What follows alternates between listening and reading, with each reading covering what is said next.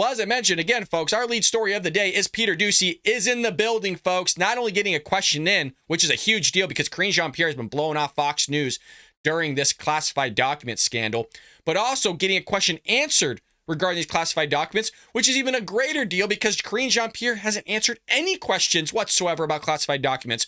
Well, Peter Doocy, being a little cunning, being a little sneaky here, goes, hey, somebody else is on the podium. I might as well give it a shot here, asking a question about classified documents. And John Kirby actually gives an answer, and I'll put it in air quotes, and you'll see why. Let's go ahead and roll the tape. John, how hard is it to walk out of a skiff with classified material? Everybody who goes into a skiff knows what the requirements are to go in, and knows what the requirements are to go out. You can't bring personal devices in, and you certainly can't leave with material unless that material is appropriately secured. And I promise we'll continue here because Peter Doocy gets one more question in. Folks, the question was about how hard is it for classified documents basically to come out of a skiff. It's either really hard, really easy, but he gives some sort of cockamamie political answer, as you can imagine, because if he says it's really hard, then how the hell did Joe Biden get the classified documents out for decades? Literally since the 70s. They're just laying around his apartment, laying around his house, laying around the Biden-Pence Center, wherever, in his garage. So, it must be relatively easy if we're finding out it happened with Trump, if we're finding out it happened with Mike Pence, if we're finding out it happened with Joe Biden. Who else just has classified documents laying around?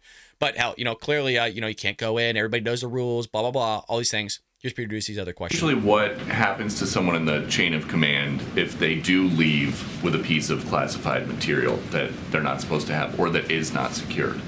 I think if you do it inadvertently, or you do it and you realize you don't have it secured in a locked bag, or you self-report, which is exactly what the president did, self-reported. But you self-report and you make sure that that you get the material back secured where it belongs, and that you're transparent about it. 2 more questions. Okay, so no, not really what took place or what would happen here. And there's some people that watch the Bald Brad show that have security clearance, and I'm sure you could chime in the comment section below what would happen to you if this happened to you. So it's not just, oh, well, yeah, self-report it. What happens after that self-reporting is the question here, John, that you didn't want to give an answer to. Because it's a great question, because you want to see if there's a double standard between somebody being the president and somebody being, and don't take this the wrong way, but like a low-level person that's handling classified information on what would happen to them. I'm sure there's a double standard, folks. And even if you're a Democrat versus a Republican, there's a double standard. We all saw that with Donald Trump. Donald Trump's Mar-a-Lago house gets raided by the FBI, but Hunter Biden's house is left alone. Other properties that Joe Biden has is left alone. All those things are left alone. No raids here. No FBI just swarming and flocking, making a big deal over it. Well, not everyone was buying Kirby's explanation here, folks. However, a number pointed out that the fact that even if Biden had self-reported, he hadn't done so until years after he took possession of the classified documents. Not years, decades, literally decades, like since the 70s. Quote, the White House did not self-report. Biden's lawyers called the White House, which informed National Archives. DOJ only learned of this evident crime because NARA's Inspector General learned of it and called DOJ. Team Silver Alert was hoping NRA and ARA rather would bury this, meaning they just wanted to go under the rug. Nobody would find out about it. Quote, I'm just guessing that a lower level government employee who took classified information, kept it in his garage, and then self-reported several years later wouldn't get off with zero punishment. Exactly what I was just saying.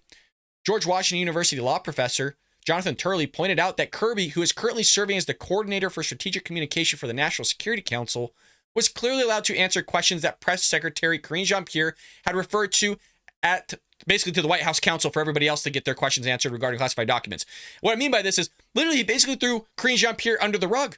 Like greatly, because she's been saying, oh, well, I can't talk about it. It's a legal matter. We can't mention this. We can't mention that. And here you have like somebody just kind of going, oh, yeah, this is about classified documents. Yeah, you can't really take them in and out of a skiff. People know the rules, this or that. She won't take a question about it.